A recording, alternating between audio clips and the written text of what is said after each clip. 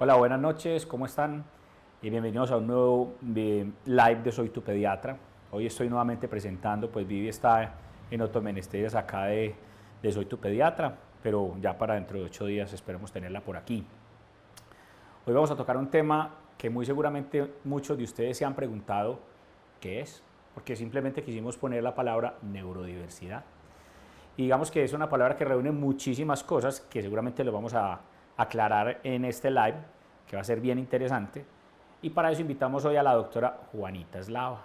Juanita Eslava Mejía, ¿cómo has estado, Juanita? Muy bien, Juan, muchas gracias. Les quiero contar un poquito quién es Juanita. Juanita es mamá de Ignacio y Ernesto, que son dos pacientes de nuestra consulta. Aparte de todo es músico y tiene un doctorado en musicoterapia y es la líder del programa de neurodiversidad y autismo en uno de los centros de neurología pediátrica más importantes de la ciudad. Y bueno, y qué rico tenerla por aquí porque pues la calidad de persona que tenemos en este instante para hablar de este tema yo creo que es única. No, qué bueno que muchas estés gracias aquí. Juan por la invitación y qué rico porque qué importante que todos nos empapemos un poquito de esta temática que a mí me parece que es tan relevante, digamos, para todos en la sociedad en general, no solamente para las personas que tienen condiciones neurodiversas o sus familias, sino realmente para todos. Entonces, qué rico que Soy tu Pediatra se preocupe por estos temas, nos quiera ayudar a difundirnos y encantada pues de acompañarlos. Sí, de hecho, uno de los objetivos que tenemos trazado con lo que estamos nosotros trabajando es incluir estos temas porque creo que todavía estamos muy en pañales en todo esto. Y la importancia de la inclusión no solamente por todo lo que eso significa para los niños, sino para nosotros como profesionales, porque la verdad me considero un poco ignorante en este tema y pues qué rico tenerte aquí para poder aclarar todos estos temas específicamente. Entonces vamos a entrar un poquito en materia. Lo veníamos hablando ahorita como para tratar de darle un hilo conductor a esto, porque para que sea bien claro, a mí me gusta siempre todo muy desde la base, e irnos metiendo un poquitico en el tema, pues contemos un poquito qué es la neurodiversidad. Bueno, yo te voy a contar qué es la neurodiversidad desde mi punto de vista. Claro. Sí, porque una de las cosas muy interesantes con la neurodiversidad es como entender que cada quien también va a tener una visión o una postura diferente. La neurodiversidad como término, digamos, empieza a utilizarse mucho como a finales de los años 90 a partir de un movimiento social que empiezan a impulsar los adultos que tienen autismo. Y lo empiezan a impulsar porque también empiezan a sentir que a lo largo de toda su vida siempre los han tratado desde lo dis, ¿cierto? Desde la discapacidad, yo no puedo hacer esto, yo no puedo hacer lo otro, todo el tiempo les están enseñando a cómo hacer normales, que en realidad a lo que se refiere es como iguales a los demás. Tratar de acoplarlos a una realidad de los otros, pero no la de ellos. Exactamente, pero entonces también ver esto que es como muy de un solo lado, ¿cierto? Entonces yo tengo que cambiar todo, yo tengo que aprender a no moverme las manos, yo tengo que aprender a mirar a los ojos, yo tengo que aprender a quedarme quieto, yo tengo que aprender, pero el entorno no se preocupa por quién soy yo, ¿cierto? Correcto. Entonces, ¿cuál es mi esencia? Más allá de mi discapacidad, ¿quién soy yo? ¿Qué me interesa? ¿Qué sí puedo hacer? ¿Por qué no se construye también sobre mis habilidades? Y de esa manera empiezan a construir un movimiento social que va tomando fuerza con los años y a donde también se van como empezando a integrar otras personas que tienen otras condiciones neurodiversas, ¿cierto? Incluso hoy en día cuando se habla de neurodiversidad, ya no solamente estamos hablando trastorno espectro autista, sino también se están incluyendo TDAH, ¿cierto? Trastorno déficit de atención con hiperactividad. Que ya hicimos un live de esto hace 8 días. Exacto. Estamos incluyendo dislexia, estamos incluyendo, porque neurodiversidad en últimas lo que quiere decir es simplemente unos cerebros que funcionan de una manera diferente a la típica. A mí me gusta mucho ese término neurotípico porque no nos toca como con la normal, ¿cierto? No nos pone esta es la frontera de lo normal y de aquí para allá es anormal, sino que nos dice la mayoría de personas tienen un funcionamiento cerebral así, esto es como lo típico. Pero lo diverso, ¿cierto? Se sale un poquito de lo típico, pero tiene una riqueza importante. Entonces, realmente el término viene de ahí. Y es muy importante también cuando hablamos de la neurodiversidad, fíjate que yo cuento que esto surge del movimiento de personas adultas con autismo. Saber que la mayor riqueza y la mayor sabiduría de la neurodiversidad realmente está en esas personas con autismo. Yo que soy un profesional que trabajo con las personas con autismo, con sus familias, tengo una serie de conocimientos sobre el tema pero realmente los expertos en neurodiversidad pues son los cerebros neurodiversos. Correcto, claro que sí. Incluso para que les expliquemos un poquito, cuando hablamos de dislexia, pues yo te lo puedo entender, pero de pronto hay papás Claro. que no nos están entendiendo ciertos términos un poco técnicos. Son trastornos que tienen que ver con todo lo neurológico, ¿cierto? Que se les dificulte hablar o formar oraciones, trastornos en el lenguaje, para que hagamos algo grande, trastornos en ciertos trastornos de comportamiento, ahí estaría incluido el autismo, estaría incluido el paciente con un trastorno de déficit de atención, que puede tener 3 componentes, como ya lo vieron, puede ser hiperactivo, puede ser inatento, puede ser un poco agresivo, o pueden tener los 3, ¿cierto? Entonces hay otra serie de enfermedades. ¿Serían básicamente esos en general englobados en ese tipo de cosas que dije, o de pronto pueden haber otras patologías, otras enfermedades para algunos padres que de pronto desconocen qué podría estar incluido ahí? Sí, yo creo que lo importante es que pensemos todas las formas de funcionamiento cerebral que se salen un poco del esquema de lo típico, ¿cierto? Entonces, cuando hablamos de trastornos del lenguaje, cuando hablamos de trastornos de la comunicación, estamos hablando de unos cerebros que se les dificulta hacer algunas cosas como las podemos hacer tú y yo, por ejemplo, pero que tienen otras ventajas frente a nuestras formas de funcionamiento cerebral. Que nos pueden ayudar a nosotros en otras cosas. Exactamente, y que ese es el punto de la neurodiversidad. ¿Cómo hacemos para irnos enriqueciendo los unos a los otros en vez de centrarnos en el déficit que tiene el otro? Eso no quiere decir que desconozcamos que ese déficit o esa dificultad impacta a la persona, impacta a su familia, impacta a su entorno.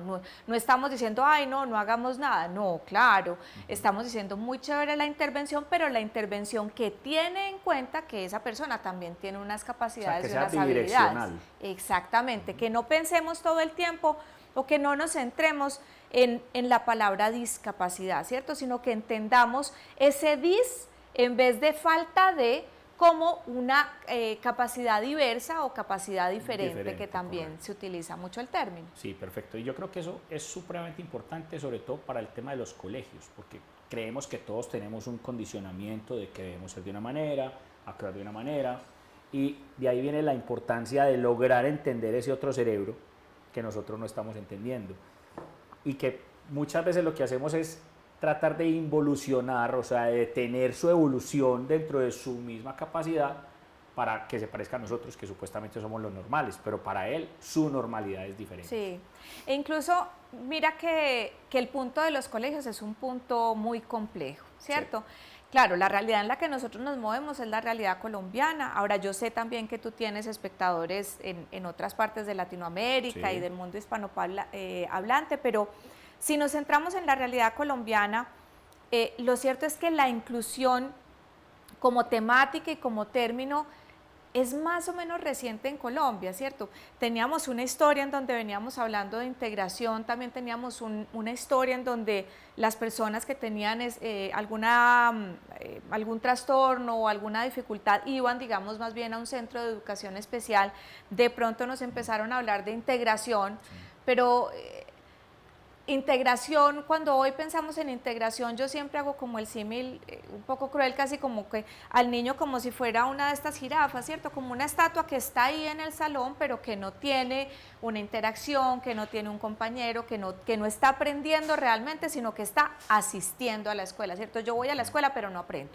Y cuando empezamos a hablar de inclusión, empezamos a hablar de ese niño como un ser que aporta a sus compañeros y que sus compañeros también le están aportando a él y él está aprendiendo en efecto a funcionar en ese entorno que es un poco diferente al entorno de su casa, al entorno en el que está un poco como más protegido, pero los niños que están con él y las niñas que están con él también se están nutriendo de aprender de esa persona. Entonces es tan importante el tema de inclusión porque estamos cultivando tolerancia, porque estamos cultivando respeto, porque estamos también aprendiendo a ponernos en los zapatos del otro, a ser empáticos con el otro en ambos sentidos. Y yo digo que cuando hablamos de neurodiversidad e inclusión es siempre como que estuviéramos buscando una armonía, ¿cierto?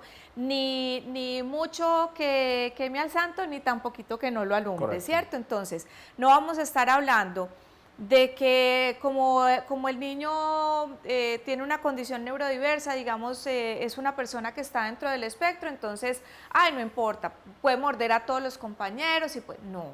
La persona con autismo puede en ocasiones, por una necesidad, digamos, sensorial, una sobrecarga de estímulos, puede tener esa conducta de voltear y morder. Eso no es aceptable y sus compañeros pues no tienen que sufrir que los estén mordiendo todo el tiempo, pero parémonos en los zapatos de la persona con autismo, ¿cierto? ¿Cuáles son la serie de estímulos que lo están sobrecargando, que lo están llevando a esa conducta y cómo hacemos para evitar eso? ¿Cierto? ¿Cómo hacemos para ayudarle, para identificar, yo como profesor o los otros niños del salón, ay, profe, Juanita ya está empezando a aletear y cuando ella se pone así, ya casi es que Pues se estás va tocando como un tema a... que me parece súper interesante y que yo quiero hacer hincapié en esto. Los niños no tienen esa variación, ¿sí?, que tenemos los adultos. De acuerdo. Es que él es así, es que él es así, es que los niños son igualitos. Todos. Y ellos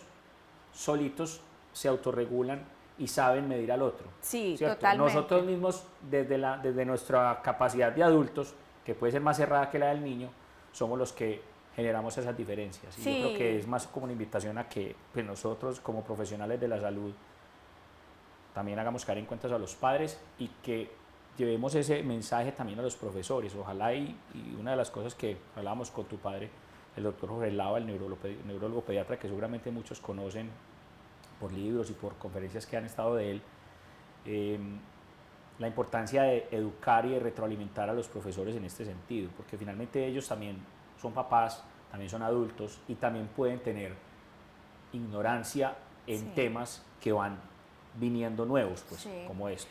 Y mira que una de las cosas bonitas que tiene empezar a utilizar esa palabra neurodiversidad en el lenguaje cotidiano de quienes nos movemos en este entorno es que yo siento que eso nos va generando una mayor conciencia sobre cuál es la carga que le estamos pasando a los niños, al resto de la sociedad sobre esa persona, ¿cierto? Entonces, el niño viene y le dice al papá, ay mami, hoy en el salón fulanito se portó mal, ¿cierto? No sé, empujó al otro o tal. Si nosotros intentamos que ese niño entienda qué pasó, ¿cierto? Y en vez de decirle, ay, horrible, ¿cómo así? No te vayas a sentar nunca al lado de él porque de pronto te pega, ¿cierto? Si más bien decimos, ¿verdad? Cuéntame qué pasó. ¿Sí? No, pues es que estábamos todos felices y estábamos corriendo todos los pupitres, eso había un ruido impresionante y entonces fulanito volteó y ¡prun! Empujó al de al lado. A eso es distinto. Claro. ¿Sí? Porque entonces yo ya puedo decirle, bueno, de pronto es que ese ruido era muy fuerte, ¿tú no crees? Y de pronto entonces cuando vamos a hacer un ruido tan fuerte hay que avisarle. O tienes que decirle a ese niño, ay, va a sonar muy duro, ¿cierto? Le vamos a ayudar o le vas a decir a la maestra, y profe, antes de que movamos las sillas, tal cosa. Sí, sí, sí. Y la misma maestra o el maestro, también como va cayendo en cuenta, los maestros son unos genios, son unos magos para conocer a los niños. A mí me parece que esa es una habilidad que yo quisiera tener, ¿cierto? Entonces ellos tienen 30, 40 niños en un salón y ellos saben, ta, fulano, ta, ta, ta, y también empiezan, a medida que va pasando el año, a saber cuáles son los disparadores de cada uno de los niños. Cuando pienses en una mente neurodiversa, piensa en eso, ¿cierto? Pero ¿qué pasa? Así como yo tengo esta dificultad sensorial, de pronto tengo una memoria extraordinaria. Sí. O de pronto puedo entender los rompecabezas de una manera que mis compañeros no los entienden. Entonces, ¿cuál es el momento de ponerme en positivo frente a mis compañeros? El momento en el que vamos a armar un rompecabezas. ¿Quién va a ser el líder de esa actividad? Yo, porque yo soy la mejor armando rompecabezas. Pero si a mí me muestran frente a mis compañeros solamente en mi debilidad, pues mi compañero también se va a empezar a dar cuenta. Claro. Y va a empezar a marcar una cosa que se aleja totalmente de esta tendencia de la neurodiversidad, que dice, ay no, es que el otro es muy distinto a mí y él no es capaz, él no lee como yo, él no habla como yo, él no hace matemáticas como yo, ¿cierto? Si más bien nos centramos en, pero uy, él es buenísimo en matemáticas, él se aprendió los nombres de todos de primeras. Cuando preguntan qué día es, él sabe que es martes y se sabe todo el horario. ¿Sí? Hay un montón de otras cosas, por ejemplo, hay una cantidad de estudios en dislexia ahora sobre cómo las personas con dislexia tienen una capacidad increíble, se llama como de pensamiento panorámico, como de entender el cuadro general de una cosa que de pronto a los demás nos cuesta más trabajo ir uniendo los puntos, y en cambio ellos ese contexto lo cogen muy rápido. Entonces de pronto esa es una fortaleza que yo puedo resaltar en una persona que tiene dislexia, ¿cierto? Es como empezamos a generar ese cambio desde nosotros como adultos, porque los niños, a ellos naturalmente se les va dando que empiezan a darse cuenta que Juanita es muy buena en los rompecabezas y se le pegan cuando es el rompecabezas, pero también empiezan a darse cuenta, incluso a veces, pues vos tenés niños en la consulta todo el día, yo también, pero también tengo mis hijos, y a veces ellos empiezan a decir, ay, hoy fulanito ya estaba como demasiado, y entonces yo le di su ratico, ¿cierto? Yo le di su espacio y luego ya volví a jugar con él. Entonces ellos mismos empiezan a conocerse, y esta tendencia de la neurodiversidad, claro. O sea, empiezan a tener sus aliados en determinadas situaciones porque son quienes realmente los entienden. Totalmente, y es muy importante que empecemos a ser más juiciosos en la manera como nos referimos a los otros niños, sobre todo también a los niños que tienen condiciones neurodiversas. Es muy normal en el tema de inclusión que tengamos un colegio comprometido, que diga, sí, yo la voy a meter toda en inclusión, unos profesores, sí, yo quiero, tengo todo el deseo, me estoy formando, estoy leyendo, estoy haciendo esto, pero de pronto a veces unos papás muy asustados, ¿cierto? Sí, claro. Ay, hay un niño con autismo en el salón, ay, hay un niño con hiperactividad en el salón, ay, entonces ese mismo temor lo transmiten a los niños y empieza a generar una diferencia que no permite que las cosas anden en el salón como deben andar. La neurodiversidad, yo de verdad te digo, es la armonía. Entonces, papás sintonizados, colegios sintonizados, profesores sintonizados, niños sintonizados, tanto los neurotípicos como los neurodiversos. El neurodiverso tiene que saber que este es un entorno nuevo, que vas a llegar a una cosa distinta, que vas a tener compañeros, que de pronto van a interactuar contigo de formas que son distintas. Yo te pongo un ejemplo que es súper normal en el entorno del trastorno espectro autista, y es la mirada, ¿cierto? Vos y yo acá estamos conversando y nos estamos mirando porque hace parte de las normas sociales. A vos y a mí nos enseñaron que para uno prestar atención está mirando a los ojos. Pero resulta que las personas que están dentro del espectro, bueno, algunas de ellas, porque también decimos todas las personas, no, el autismo es un espectro, algún día hablaremos más a fondo de eso, pero el autismo es un espectro, por lo tanto vas a tener personas que miran a los ojos sin problema, pero también vas a tener una serie de personas que no te miran a los ojos. Y hace muchos años, parte del tratamiento, pues, o de las terapias para el autismo consistían en que lo primero que había que lograr era que la persona con autismo mirara a los ojos. Entonces, si no miraba a los ojos, la terapia no estaba funcionando; si miraba a los ojos, la terapia funcionaba. Pero resulta que el punto no está en mirar a los ojos, el punto está en lograr que, si bien yo no te esté mirando, yo sí te esté prestando atención. Correcto. Y en muchas ocasiones la persona con autismo le presta mucho atención a lo visual. Entonces, si yo te estoy mirando, estoy más bien mirando cuántas arrugas tienes, cuántas pecas tienes, estoy contando, ¿cierto?, de qué color son tus gafas, que tienen naranja, pero tú me estás hablando y yo no le estoy prestando atención a tu mensaje. Entonces, ¿para qué me sirve mirarte? Entonces, listo, yo soy una persona con autismo, te estoy mirando, pero ¿de qué te sirvió que te mirara? Estás desenfocada si no estoy prestando atención a lo que me estás hablando. Entonces, neurodiversidad también es entender eso, que si bien para ti y para mí la norma social nos dicta una serie de cosas en la comunicación, todas esas cosas están puestas ahí para que tu comunicación y la mía sea funcional, tú me entiendas y yo te entienda. Para eso están puestas esas normas ahí. Pero si estás con una persona neurodiversa, de pronto salirnos un poquito de la norma con tal de que la comunicación sea funcional, pues no es tan grave. Entonces, tú neurotípico puedes no pretender que el otro te mire, y tú neurodiverso de pronto puedes adaptarte a que la persona esté un poquito más cerquita de lo que es cómodo para ti, ¿cierto? No tiene que estar en el otro salón, sino que de pronto puede estar sentado en una silla al lado tuyo y no pasa nada. ¿Cómo nos armonizamos para que esa comunicación sea muy funcional? Sí, yo creo que, de hecho, has mencionado varias cosas que me parecen interesantes, y tengo un caso cercano de un familiar. El niño tiene un espectro autista. Y siempre en los cumpleaños de él eran un cumpleaños en familia, ¿cierto? Él está en su colegio, las cosas van muy bien en el colegio, ha cambiado bastante su actuar o su interactuar con los otros chicos. Y digamos que para su último cumpleaños, pues estaban organizando un viaje en familia para disfrutar, que él disfrutara de su día. Y él dijo, no, yo quiero que mis compañeros vengan a la casa. Súper. Y hicieron una super fiesta, él actuando como su manera, digamos, de ser es, y sus amigos adaptados a todo lo que finalmente es Sebas. Y fue muy bonito, pues porque finalmente fue algo que mostró un cambio real, Claro. positivo en todo lo que es el entorno, pues, de Sebas para su día a día, que finalmente era algo que como uno como papá se va llevando como otra idea, y uno ya se van caminando y mira cómo se van abriendo las cosas. Y yo creo que la mejor herramienta que tienen los niños con situaciones de estas de salud son los mismos otros niños. Sí. Y por qué negarles, pues, estar con ellos. Sí, sí, Ahora, tú estás en uno de los centros de neurología. ¿Cómo lo trabajan ustedes, todos los pacientes con neurodiversidad, sobre todo en el entorno familiar?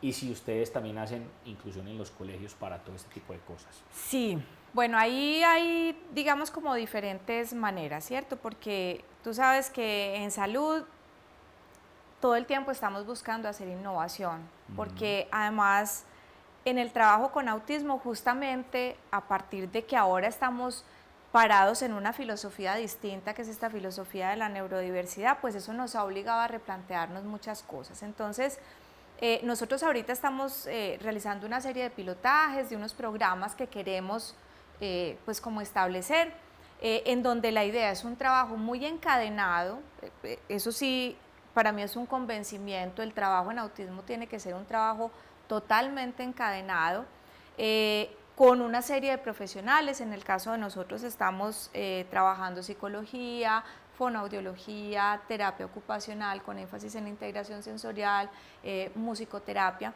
y en psicología una combinación de trabajo no solamente con el niño, sino con las familias, ¿cierto? Talleres con las familias para entender muchas cosas, entender el diagnóstico, avanzar en cómo vamos a trabajar esto en el tema también escolar. Y nosotros estamos intentando también incluir lo que son visitas a colegios. Es muy complejo por muchas razones. Tú conoces el sistema de salud como lo conozco yo también, pero estamos intentando generar esa herramienta, porque yo creo que en el tema de neurodiversidad, desafortunadamente nos ha pasado una cosa, y es como la lógica del tiranosaurio rex, ¿cierto? El tiranosaurio rex tiene unas manitos muy chiquitas, entonces como el tiranosaurio rex tiene las manitos muy chiquitas, es como, esto no, yo lo tengo aquí, pero no es mi responsabilidad, entonces ahí yo me alejo, y tú también pones las manitos del tiranosaurio rex y tampoco lo tocas. Entonces, salud y educación en neurodiversidad nos vivimos tirando la pelota. Sí. Entonces, salud, decimos, no, pues es que nosotros estamos haciendo todas las esfuerzos, pero es que en el colegio los profesores no están capacitados, no están haciendo nada. Pero tú vas, y yo por ejemplo trabajo mucho en capacitación a colegios, en acompañamiento a colegios, y tú vas al colegio y dices, no, es que nosotros hemos hecho todos estos esfuerzos, pero el profesional no se comunica con nosotros, no nos manda los informes, no sabemos nada de qué está pasando allá, o el niño es uno allá en consulta y otro acá. Pues claro que es uno allá y otro acá. Allá el niño está o solo con un profesional o máximo con otros 2 o 3 niños, y en el salón está con 20, con 30, con 40 niños, evidentemente es otro. Entonces, ¿nosotros qué buscamos? Generar un enlace con la institución educativa de tal manera que por lo menos sepan que ahí estamos, ¿cierto? Que hay este equipo que está respaldando, que les podamos decir esto es lo que estamos haciendo. Por ejemplo, con muchos de los chicos estamos trabajando comunicación aumentativa y alternativa, entonces que el colegio sepa, ¿cierto?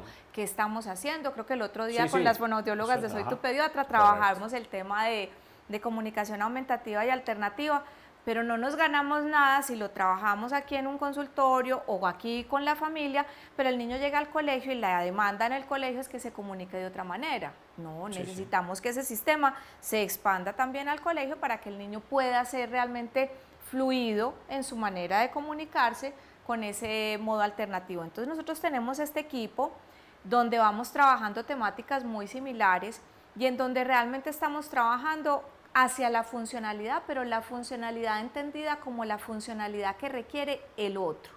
no como la funcionalidad que pienso yo, Juanita Sí, sí. Eslava, desde yo súper, mejor dicho, normal, todo lo que hago, típica, no, sino la funcionalidad es de qué necesita ese niño, qué necesita esa familia, ¿cierto? ¿Cómo les puedo ayudar a hacer acomodaciones en el hogar? ¿Cómo les puedo ayudar a tener una rutina que le ayude a ese niño a sentirse más tranquilo, más seguro, menos ansioso? ¿Y cómo puedo empezar a construir con ellos, digamos, como todo ese vínculo? Yo pienso que si de salud empezamos a extender un poquito más la mano a educación, no en el sentido de nosotros somos el saber y vamos a venir a traerles, no, o sea, educación sabe un montón y nosotros no sabemos educar, ¿cierto? Correcto. Educación tiene un saber ahí muy importante, pero si realmente buscamos una manera de encadenarnos mucho más lógica, el único que gana es el niño. Digamos más en positivo. Claro. Todos sumamos. Exacto, mira, Sí. yo estoy haciendo esto, tú que estás, ah, no, yo estoy haciendo esto Sí. y me está funcionando muy bien. ¿Cierto? Muchas veces uno también, incluso en consulta, porque es que somos humanos y también erramos, uno no encuentra el ladito como para que un chico, por ejemplo, se motive a una actividad o le encuentre la lógica a algo que uno le está planteando y de pronto llega del colegio una estrategia. No, la profe del colegio está haciendo esto y le está funcionando muy bien. Maravilloso, venga yo acojo esa estrategia, Sí. ¿cierto? O la felicidad que le da a uno cuando uno viene trabajando con un chiquito una cosa en consulta y de pronto llega un video del colegio, ¿cierto? En el acto cívico del colegio, el niñito al frente, micrófono, tranquilo, y uno dice, wow, o sea, lo que uno está haciendo acá tiene un impacto allá, pero si yo me encierro solo en el consultorio no voy a ver ese impacto. Sí. Si yo no me siento y hablo con la familia cada semana, ¿cómo vas? ¿Qué necesitas? ¿Qué ha habido de nuevo? No, me estoy preocupando por esto. Cuando van presentándose los hitos en el desarrollo, ¿cuándo voy a dejar el pañal? Sí, sí, sí. ¿Cierto? ¿Cuándo vamos a Sí, porque empezar a...? no se deja de comparar. Claro. Y esa es la parte que es compleja. Claro, entonces esa parte como de desarrollo sí requiere un acompañamiento muy importante y la mirada de nosotros es esa. ¿Yo qué recomiendo? Una mirada interdisciplinaria, una mirada en donde específicamente en autismo tengamos en cuenta todos esos disparadores desde el punto de vista sensorial, pero también todas las estrategias que se pueden utilizar para manejar eso y que al niño, porque al niño realmente es que lo embiste el mundo, ¿cierto? ¿Cómo podemos hacer para que ese mundo no lo embista y entonces él no tenga que salir del otro lado a embestir Sí. a los que estamos a su alrededor, ¿cierto? ¿Cómo podemos realmente trabajar todos de la mano para que ese niño tenga una vida súper satisfactoria, que se sienta contento, tranquilo, feliz en todos los entornos en los que se está desarrollando y que sus compañeros también se sientan felices de que ese niño esté con ellos en el salón? Que se nutran también. Claro, esa es la idea. ¿Cómo vamos a hacer esa construcción entre todos? Yo creo que finalmente uno de los objetivos que pretendemos con este live de hoy es generar conciencia. Total. Entender que un cambio no se va a generar con que hagamos el movimiento de los dedos o de la nariz como hacía un personaje de la televisión, pues eso no lo vamos a lograr de inmediato. Pero yo creo que es importante empezar a generar conciencia. Les recuerdo que visiten nuestra página www.soytupediatra.com.co para que miren todos los contenidos que hemos generado a través de estos live y otros contenidos más. Síganos en nuestras redes también, en Facebook y en Instagram y en YouTube, para que pues puedan aprovechar todos estos contenidos tan maravillosos. Les recuerdo el tema de hoy, neurodiversidad. Ya hay preguntas. Quiero empezar a hacerte preguntas que nos vienen haciendo. Paola Infante, un saludo, que ha sido una televidente muy fiel, y nos pregunta que a partir de qué edad puede darme cuenta que mi hija tiene una condición neurodiversa. Bueno, como dijimos que neurodiversidad es un abanico grandísimo, la verdad es que depende del tipo de dificultad. Hoy en día, digamos, como las formas de diagnóstico han ido cambiando y han ido variando, y una de las ventajas que tenemos en algunos países, por ejemplo, son los programas de crecimiento y desarrollo, ¿cierto? Para una mamá o un papá a veces es difícil saber si mi hijo se está desarrollando, comillas, normal, aquí yo lo voy a llamar típico porque ese es como el lenguaje que yo utilizo, o si tenemos alguna desviación. Entonces, realmente una edad específica no la vas a tener, pero vas a empezar a tener unas ciertas claves, ¿cierto? Que te van a empezar a decir, ve, si esto por aquí es como un poquito distinto. hay cosas en la vida que todos decimos, ay, cada quien tiene una edad, dejar el pañal, ¿cierto? Si Sí. yo que he sido mamá paciente tuya y te pregunto, Juan, ¿cuándo va a dejar el pañal? Tú me vas a decir, depende, él lo decidirá, Sí. cuando él se sienta cómodo, etcétera. Pero hay cosas que uno sí empieza a notar. Entonces, yo te voy a poner un ejemplo, te voy a volver a hablar de autismo, ¿cierto? Cuando empiezo a notar que hay diferencias, la verdad es que hoy Ministerio de Salud en las guías de atención clínica para Colombia nos tiene alertas desde los bebés de meses, ¿cierto? Nos empieza a decir, No se ay, ríe, no exacto, fija la mirada. no fija la mirada, cuando la mamá lo está amamantando, ¿cierto? No está realmente como enfocado en esa interacción con la madre, empezamos a tener unos episodios de llanto incontrolables, un poquito demasiado amplios y como que no tienen un origen muy claro. Entonces empezamos a tener pequeñas señales. Yo siempre invito, y yo creo que tú también eres muy de eso, a que las señales no nos generen una alarma horrible, ¿cierto? Yo aquí estoy nombrando 2 o 3 cosas, pero entonces ya sé que hay 2 o 3 papás que nos están viendo que van a decir, ay, no, el mío llora mucho. No, no se angustien. Es simplemente que cuando, exacto, que cuando empezamos a sumar esas pequeñas alertas, empezamos a decir, venga, sí, de pronto evaluémoslo. ¿Y cuál es el mejor consejo? Vayan donde su pediatra, si empiezan a ver que algo no les alcanza a terminar de cuadrar o empiezan a ver, por ejemplo, en el caso de los mellizos, ay, tengo un mellizo que se está desarrollando así, pero el otro muy distinto, pues uno consulta con su pediatra, con los profesionales del programa de crecimiento y desarrollo que le hacen seguimiento a mi hijo, si tengo algún profesional a la mano que me pueda colaborar y empiezo como a armar ese rompecabezas. Lo que sí es muy importante es que no nos cerremos a las alertas, ¿cierto? Como que no digamos tampoco como, ay, no, todo es normal. Sí, todo es normal, lo diverso también es normal, pero no es típico.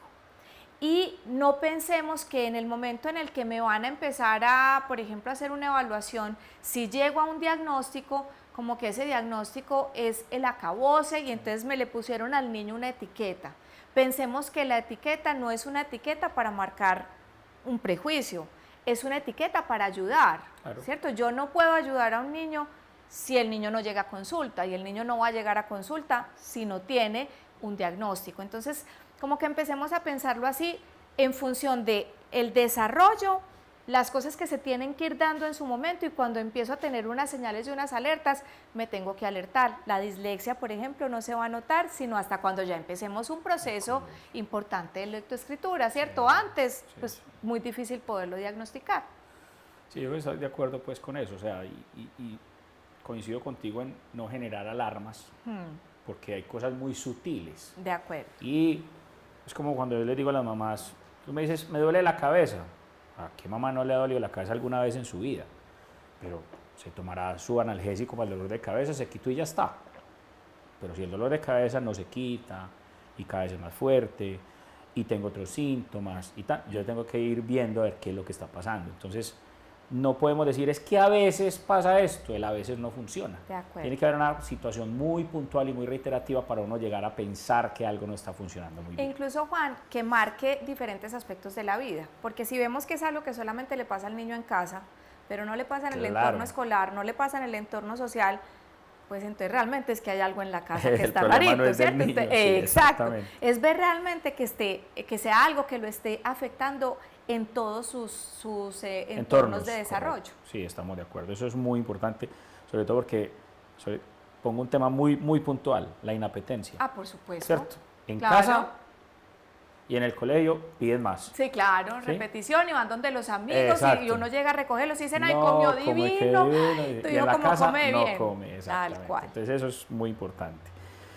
Paula Sánchez nos dice, ¿podríamos hablar de neurodiversidad si un niño tiene índices de hiperactividad e impulsividad? ¿Cómo ayudarlo en el colegio para integrarse con sus compañeros? Y a ello sumaría un tema de que creo que lo hablamos incluso hace 8 días, porque muchos niños que tienen este tipo de situaciones es porque van incluso un paso más adelante que los otros mismos compañeros y lo ven como el inquieto necio, pero yo digo que es como la cometica, que yo la tengo en un punto y ya jale y jale y jale y yo me quedé sin cuerda. ¿Y qué voy a hacer? Sí. O se revienta la cuerda o consigo otra bolita de pita y le suelto para que siga volando. Entonces, yo creo que aquí hay que de pronto ahondar un poquito más esa respuesta. Sí, es muy interesante porque nos pasa con los déficits de atención y de atención con hiperactividad y con el autismo, que si tú ves los criterios no son categóricos, ¿cierto? Vos vas a diagnosticar una apendicitis y si yo te estoy llamando, tú me estás diciendo qué temperatura tiene el niño, dónde le duele, tú le tomas un signo y clínicamente, digamos, es como una cosa muy clara. Sí, correcto. Cuando estamos hablando de estas cosas, la frontera es un poquito más difusa y tenemos que ser muy juiciosos en realmente no emitir un diagnóstico a la ligera. Y por el otro lado también identificar que simplemente es que hay niños que en efecto son un poquito más activos, pero no es una cosa impresionante. Ahora, si nos paramos en esta perspectiva neurodiversa, hay cosas muy interesantes de ese cerebro tan hiperactivo. De hecho, Forbes, tú conoces esa revista pues que habla como de economía, temas de negocios y eso, sacó hace poco un artículo que hablaba del TDAH como un cerebro emprendedor. Entonces uno dice, wow, o sea, como que si yo me paro en la lógica de la neurodiversidad y pienso en esta dificultad, pero que también se genera yo estoy en todas partes, yo tengo 200 ideas, si yo logro darle cauce y canalizar todo ese montón de cosas que están sucediendo a través de una muy buena rehabilitación neuropsicológica, por ejemplo, ¿cierto? Que le permite a ese niño organizarse, lograr seguir una secuencia, lograr ponerse un objetivo y llegar a ese objetivo, pues entonces estoy capitalizando en una habilidad que está ahí, un diamante en ¿cierto? bruto. Entonces, ¿cómo lo podemos ayudar a integrar? Yo diría que más que integrar, a incluir. Yo vuelvo y digo que es tan importante el lenguaje en estas cosas, simplemente ayudándolo a capitalizar en sus fortalezas, pero también haciéndolo muy consciente de dónde está entrando en una disarmonía con su entorno. Ok, sí. Tú tienes muchas ganas de pararte y qué bueno que le consigamos una forma en la que él pueda moverse sin interrumpir a los otros, ¿cierto? Que ya hay otras partes del mundo donde lo hacen. Claro, tenemos los bicipupitres, tenemos los niños que estudian sobre bolas de esas de yoga y entonces pues saltan todo el tiempo, sí, ¿cierto? Entonces hay muchas maneras como podemos darle un cauce a esa necesidad de movimiento sin que los otros sientan que también los están invadiendo en su espacio. Porque si yo por el otro lado necesito quietud, silencio de todo, pues el otro es muy disarmónico conmigo. Entonces la inclusión realmente va de la mano de cómo voy a establecer esa armonía entre mis compañeros de clase. Bueno, muy bien, está súper interesante este tema. Aquí vamos a varias preguntas que de pronto ya hemos ido respondiendo, pero las quiero leer. ¿Cómo podemos descubrir las capacidades de los niños neurodiversos? Y volvemos a lo mismo, o sea, es muy difícil primero saber qué es lo que está generándose en ese cerebrito y dependiendo de lo que ya estemos mirando, poder ir aprovechando todo eso positivo que el niño tiene, pero lo da el tiempo, no podemos decir, como decías tú, justo haces esto, va a pasar esto, justo haces esto, va a pasar esto, es de tiempo, no sé si de pronto vaya pues como algo que agregar. Sí, es de tiempo, es de conocer y es sobre todo de estar muy atento también como a las sutilezas, ¿cierto? A las sutilezas en la conducta del niño, a sus intereses, ¿cierto? No queremos, yo no quiero transmitir el mensaje de que, por ejemplo, si a un niño le gustan mucho los carritos, entonces lo vamos a dejar toda la vida formando carritos y alineándolos, no. Pero si él alinea los carritos todo el tiempo, pues hay como una cosa como con el orden, entonces de pronto ahí hay algo pues interesante. Yo no sé tus hijos, pero para mí que mis hijos se organicen el closet es un reto, ¿cierto? Sí. Entonces de pronto esa capacidad de ser tan ordenado puede ser encauzada de una manera importante, de una manera interesante. Análisis de datos, tú sabes por ejemplo que las agencias de inteligencia hoy en día tienen personas, justamente, hoy estamos celebrando el Día Internacional del Asperger, por ejemplo, y algunas personas con Asperger tienen unas habilidades muy específicas para descifrar códigos. Entonces tenemos agencias de inteligencia en el mundo que están trabajando con personas neurodiversas porque les ayudan a romper códigos que el cerebro tuyo y mío no seríamos capaces de interpretar. Que el Asperger es otra forma de autismo pues como para que lo entiendan un poquito los padres. Sí. Yo creo que esta la respondimos ya en estos momentos que hemos venido hablando, pero la quiero leer igual. ¿Se recomienda insertar a los niños en el sistema educativo común o deben asistir a una educación especializada? Yo creo que está más que claro pues que no es que tenga que ir a un lugar especial, sino como todos, y simplemente en ese lugar, que puede ser el colegio normal, de un colegio regular, saque lo mejor de ese muchacho y lo pongan a que se pueda integrar o incluir. Y muy importante ahí, Juan, hablar que por normativa en Colombia, de hecho es una obligatoriedad, ¿cierto? O sea, hoy en día en Colombia hay un decreto que nos rige a todos, desde hace ya varios años, que nos dice que los chicos deben estar incluidos. ¿Cuál es la dificultad? Entre haya una mayor disarmonía con el entorno, es más difícil hacer esa inclusión. Pero hay una cosa que tal vez hemos dejado pasar por alto muchísimo en el entorno educativo y en la salud.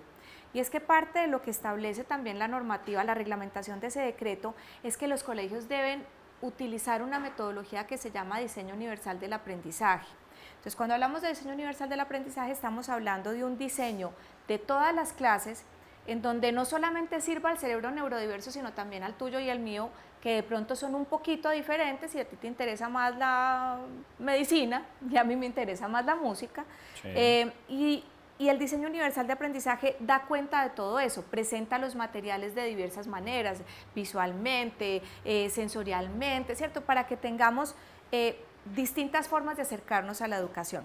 Si los colegios realmente empiezan a utilizar esa metodología del diseño universal del aprendizaje, es que ya no es solamente para el neurodiverso, es que es para todos. Correcto. Y en ese sentido la inclusión se hace, exacto, en ese sentido la inclusión se hace más sencilla. Okay. Aquí hay una que, bueno, ahorita te leo la que sé que se va a alargar un poquito, pero leamos esta. Mi hijo fue diagnosticado con autismo nivel 1. ¿Qué debemos hacer cuando a nuestro hijo le cuesta regularse? ¿Qué hacer para tranquilizarlo? Yo vuelvo y digo que en el autismo responder esa pregunta a partir de no conocer a ese niño es muy difícil, porque los reguladores para cada quien son distintos. ¿Por qué? Porque qué me regula también depende de qué me dispara, ¿cierto? Okay. Entonces, aquí estamos, bueno, ustedes no lo pueden ver, pero detrás de las cámaras nosotros tenemos una serie de luces. Si yo soy una persona con una fotofobia, ¿cierto? O que se me dispara una migraña a partir de esta cantidad de luces que me están dando en la cara, sí, pues evidentemente eso para mí va a hacer que entonces yo me tape la cara, que yo me ponga sombrita, que yo intente no estar mirando directamente a la luz. Okay. Si tenemos una persona con autismo, para las otras personas que nos están viendo, la última clasificación del manual diagnóstico nos pone autismo en 3 niveles, ¿cierto? Un nivel 1, un nivel 2, un nivel 3, dependiendo de la cantidad de apoyo que requiere la persona para tener una funcionalidad dentro de su entorno. Vuelta y juega, las categorías no son, digamos, sí, súper categóricas, no.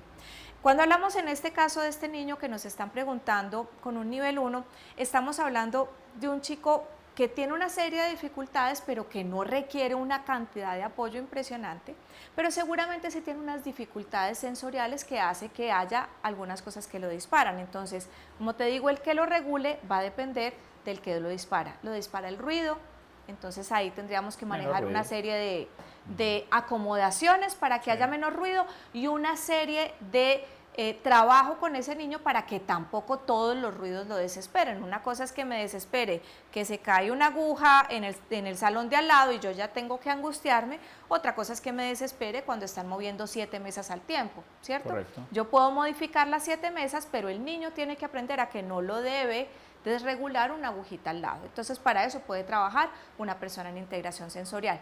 ¿Y quiénes son las personas llamadas a decirles a estos papás qué lo puede regular? El equipo que va a estar trabajando terapéuticamente con ese niño, el maestro del aula, que seguramente lo va a ir conociendo y le va a aprender también a manejar sus cosas. Si tienen un terapeuta ocupacional con énfasis en integración sensorial, les va a poder ayudar una persona del ámbito de la psicología, ¿cierto? Todas esas estrategias van a surgir ¿de qué? De la interacción con el niño y de específicamente conocer qué le puede ayudar a él. En ocasiones es peso, en ocasiones es una cobijita peludita, en ocasiones es la oscuridad, apagar las luces, en ocasiones es tocarlos, ¿cierto? Un tacto profundo, por ejemplo, va a depender de muchas cosas. Perfecto. Aquí es donde creo que de pronto tienes mucho tema. ¿Cuáles son las ventajas de la musicoterapia para los neurodiversos? Ok. Tenemos mucho tema, en efecto. Tema, sí. Pues muchas gracias por la pregunta, porque creo que a veces no tenemos mucho espacio para hablar específicamente de mi disciplina. Depende también del tipo de neurodiversidad de la que estamos hablando. La musicoterapia básicamente lo que busca es utilizar los elementos musicales y la relación que se genera entre el terapeuta y la persona, sea un paciente, un usuario, para generar cambios que redunden en una mejor salud para esa persona. Entonces, en cada tipo de neurodiversidad, llamémoslo así, pues vamos a tener unos objetivos diferentes acorde a las necesidades de esa persona. Yo siento que la música es como, en muchos casos, una metáfora de muchas otras cosas, ¿cierto? Entonces la música tiene un orden, la música tiene una estructura, la música tiene una serie de elementos musicales que yo puedo, y lo puedo hacer porque existe la evidencia neurológica a partir de resonancias magnéticas funcionales y de otro montón de cosas que estudia la psicología de la música. Yo puedo generar paralelos entre la música y el lenguaje, entre la música y la comunicación, entre la música y el movimiento. Entonces la musicoterapia yo la voy a enfocar a las necesidades de ese niño, de esa persona, haciendo o digamos generando, diseñando una serie de estrategias, una serie de actividades y de experiencias musicales con el otro que me sirven para generar una relación y para utilizar esos elementos musicales para que esa persona pueda generar, por ejemplo, una conducta comunicativa importante o pueda empezar a hacer una mayor coordinación entre sus dos manos o pueda generar una mejor marcha, por ejemplo. La música es un excelente organizador de la marcha coordinada. Entonces, dependiendo de la necesidad del paciente, yo puedo utilizar la musicoterapia para diferentes cosas. Excelente. Tenemos a Stephanie Gómez que nos pregunta si un niño de 3 años y medio se refiere a sí mismo en tercera persona. ¿Esa es una alerta para un diagnóstico de espectro autista? Bueno, como yo no soy fonoaudióloga, no me quiero meter en el terreno de las colegas que trabajan en el área de comunicación, preferiría que alguien de esa área hiciera como esa respuesta específica, pero me devolvería a lo que hablamos tú y yo hace un ratico, y es: pensemos en la suma de señales y no en la única señal. Correcto. ¿Cierto? Porque a veces podemos tener unas cositas muy esporádicas, también puede suceder, yo tengo una anécdota de una amiga mía que tenía un primito que decía, pásenme mi cartera, ¿cierto? Porque oía que la mamá todo el tiempo decía mi cartera, ¿dónde está mi cartera? Entonces el niño asumió que el nombre de la cartera era mi cartera, ¿cierto? ¿Dónde está mi cartera? ¿Sí? O pásenme el de tomar. ¿Qué hay de tomar? ¿Qué hay de tomar? Entonces, el de tomar. Hay que mirar, porque si este es un niño que crece en un entorno en donde de todas maneras ese uso de la tercera persona se está dando con una cierta regularidad, puede ser simplemente una conducta aprendida. Pero si en efecto sí es una conducta, digamos, propia del niño, que no sea aprendida de su entorno, sino propia del niño, pues vuelta y juega. Yo le preguntaría a una fonoaudióloga si ese, digamos, es más o menos una edad en la que esto debe estar sucediendo, pero yo no lo tomaría como señal única de autismo, porque en autismo realmente tenemos una serie de dificultades en la comunicación que van más allá de los errores o las fallas en el habla, ¿cierto? Y en el uso de esos componentes en ocasiones pragmáticos o de otro tipo que tiene la comunicación, ¿cierto? Si él se refiere a sí mismo en tercera persona, pero su comunicación fluye normalmente, le interesa comunicarse con un otro, ¿cierto? Ese otro existe y no tiene otra serie de cosas que entran en ese listado de esa categoría diagnóstica, pues yo creería que volvemos al tema de ¿es una señal de alerta o estamos sumando señales de alerta?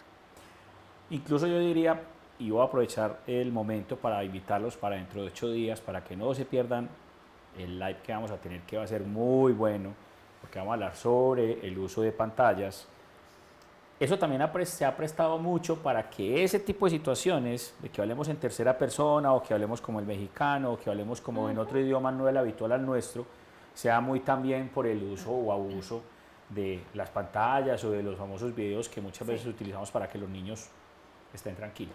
De acuerdo. Y además el uso sin contexto, ¿cierto? Porque si además el niño siempre está enfrentado a la pantalla solito, y no hay un adulto mediador que le explique o que le diga, ay, cómo habla de chistoso esta persona. Sí, sí, sí, correcto. O que cuando yo empiezo a hablar en tercera persona me diga, no, pero tú, ¿por qué estás hablando así? Está sonando igualito a ese video que estabas viendo el otro día, y los hagamos caer en cuenta. Pues claro, hay muchas cosas que están aprendiendo en este momento de ese entorno también. Sí, correcto. Bueno, Friedman Iván Guecha nos dice, ¿cómo los profesores podemos ayudar a los niños neurodiversos? Excelente pregunta y Sí. muchas gracias por acompañarnos. Yo pienso de verdad que los profesores tienen un papel grandísimo en esto. La primera tarea yo pienso que la realizan muy naturalmente, y vuelvo a lo que hablábamos al principio, conocer a los niños, conocerlos por quién son ellos, no por el diagnóstico. ¿Cierto? Yo digo, es muy importante que un profesor conozca el diagnóstico de todos sus niños si tienen algún diagnóstico, no es cuestión de ocultar, pero miren más allá del diagnóstico. Entonces, si a mí me llega Juanita y Juanita tiene autismo y aquí en la hoja dice trastorno espectro autista, me voy a inventar 2. Miren más allá de ese trastorno espectro autista, quién es Juanita, qué le gusta, qué le disgusta, cómo la voy a ayudar a adaptarse. Entonces, por ejemplo, una estrategia para una persona, para un niño con autismo que va a ingresar a una nueva institución educativa es que vaya antes de empezar las clases, conozca la institución, la recorra. Como profesor tú le puedes mandar una foto a ese papá, a esa mamá, para que el niño te empiece a conocer, que conozca tu voz, ¿cierto? Y luego puedes empezar a tener ciertas formas de interacción con él que le permitan a él realmente entender que tú te preocupas por él, ¿cierto? Cómo ese niño le gusta recibir cariño, cómo le gusta recibir afecto. De pronto no le gusta un abrazo, pero de pronto le gusta que yo le choque la mano. Correcto. O de pronto le gusta que en la mañana yo lo salude muy seriamente, buenos días, Juanita, ¿cómo estás? De pronto eso es lo que le gusta y lo hace sentir acompañado. Y la otra manera como le pueden ayudar al niño neurodiverso es ayudándolo a navegar esa búsqueda de la armonía con sus compañeros. Por un lado, no marcándolo, diciéndoles a los otros que, ay, este no puede, es que como él necesita todo el tiempo ayuda, ¿cierto? No marcándolo en negativo, resaltándole cosas positivas frente a sus compañeros y ayudándolo a navegar la relación con sus compañeros, ayudándole a generar un lazo importante con alguno dentro del salón o fuera del salón, pero dentro de la institución. Todas esas cosas van a hacer que ese niño neurodiverso florezca lo que para él significa florecer dentro de ese salón de clases. Excelente. Aleja Mejía nos dice, ¿cómo divulgar el tema de neurodiversidad sabiendo que es una temática aún muy desconocida? Por tal razón, existen tantas etiquetas sociales. Sí, pues yo pienso que lo que estamos haciendo hoy es una primera tarea, ¿cierto? Yo pienso que tenemos la responsabilidad, las personas que nos movemos en este medio, de ser cada vez más abiertos y buscar espacios más públicos para trabajar este tema. Yo pienso que venimos en un movimiento interesante.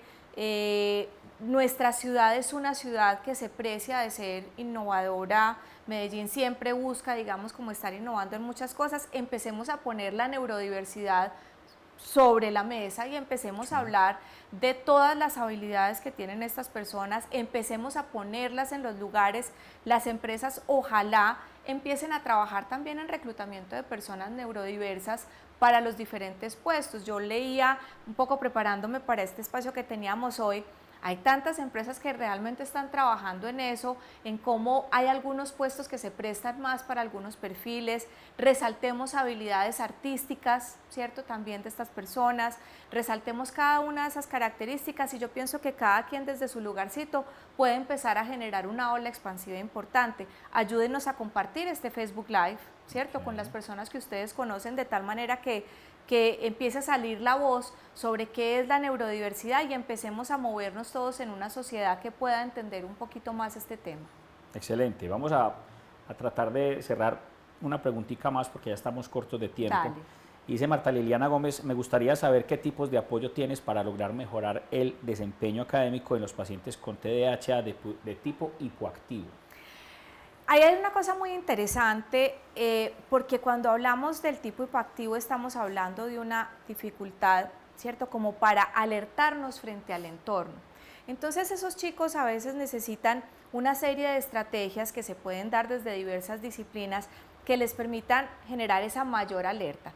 ¿Qué es lo que pasa? En el salón de clases están pasando un montón de estímulos y un montón de cosas, y si yo soy una persona hipoactiva, pues no voy a generar una alerta y no voy a direccionar mi atención al estímulo apropiado, ¿cierto? Voy a estar... Tipo actividades que soy más lento. Exacto, soy un poco pasivo. Exacto. Y me muevo más lento en la reacción frente a los estímulos. Entonces, supongamos que la profesora pregunta, ¿cuánto es 2 más 2? ¿Cierto? Y hay 7 que ya tienen la mano levantada y hay uno que está saltando encima del pupitre para decir que es 4. Sí. Y yo estoy, ahí estoy, ¿cierto? Puede ser que no me alertó la pregunta de la profesora, ni siquiera la escuché. Puede ser que la escuché, pero la estoy procesando lentico, lentico, y todavía no me ha llegado toda esa información y yo todavía no he producido esa respuesta. Pero entonces esa hipoactividad, ¿qué requiere? Que conmigo trabajen en cómo voy a hacer yo para tener una mayor alerta frente al estímulo relevante y cómo puedo hacer para que mi tiempo de latencia, de espera frente a la respuesta no sea tan amplio. Pero eso también requiere, vuelta y juega, las dos vías, que mi maestra me dé más tiempo, o correcto, mi maestro. Entonces, si va a preguntar cuánto es 2 más 2, y a mí me está costando un poquito de trabajo, pues no le pregunte a todo el grupo. Pregúnteme a mí, Juanita, así al ladito mío, ni siquiera lo tiene que hacer en público porque de pronto me cuesta más trabajo, pero se puede acercar a mí y me puede decir, Juanita, ¿cuánto es 2 más 2? Y esperar. Porque si vuelve y me repite la pregunta y yo estoy procesando lento, pues me llegó otro estímulo y me llegó otro estímulo y me llegó otro estímulo, y a qué horas lo proceso y produzco la respuesta. Entonces, la mejor ayuda en términos de rendimiento académico es trabajar con ese niño, incluso desde el área de neuropsicología, por ejemplo, puede ser una excelente área de trabajo para esto. ¿Qué puede hacer para enfocarse, lograr tener una mayor alerta frente al estímulo, enfocarse en el estímulo muy relevante y poder producir una respuesta en cuanto al niño? Y en cuanto al entorno, ¿qué modificaciones hay que hacer para que también le demos un poquito más de tiempo? Porque si solo lo pensamos desde el lado negativo, entonces no estamos hablando de neurodiversidad.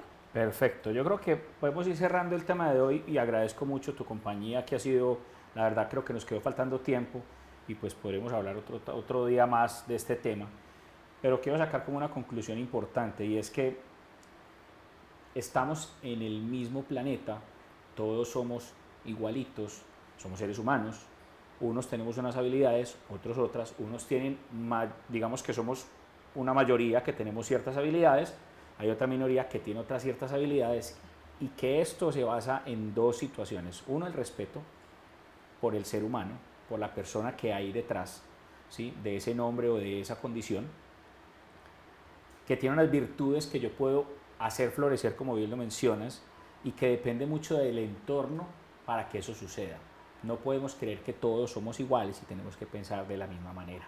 Entonces, respetar. Y lo que estamos haciendo acá es crear conciencia, que es el primer paso para que un cambio se dé. Si nosotros creamos conciencia, la gente va a empezar a preguntarse, ve, ¿y esto por qué será? Y esto, antes era rechazo, rechazo, rechazo, ya es venga para acá, que usted me puede aportar muchas cosas buenas. Siempre de lo negativo hay algo positivo que podemos rescatar. Entonces, vamos a respetar mucho a las otras personas con sus diferencias y saquemos lo positivo de cada uno de nosotros para ayudarnos entre todos. Síganos en nuestras redes, www.soytupediatra.com.co, nuestra página web, en Facebook, Instagram y YouTube. Este video lo van a ver en YouTube en una semana más o menos, para que lo compartan y hagamos viral esta situación para que entre todos nos ayudemos mucho más. No se olviden, dentro de 8 días vamos a hablar de pantallas. Esto es un tema que todos los que somos papás lo padecemos y entendemos que es una situación que nos angustia y muchas veces nos quedamos sin recursos de qué poder hacer con esto, y vamos a tener un equipo muy interesante. Vamos a tener oftalmólogo, vamos a tener deportólogo, vamos a tener una psiquiatra. Voy a estar yo moderando un poquito de la conversación, porque finalmente es un conversatorio para que ustedes entiendan un poquito este tema. Nos vemos dentro de 8 días. Chao. Muchas gracias.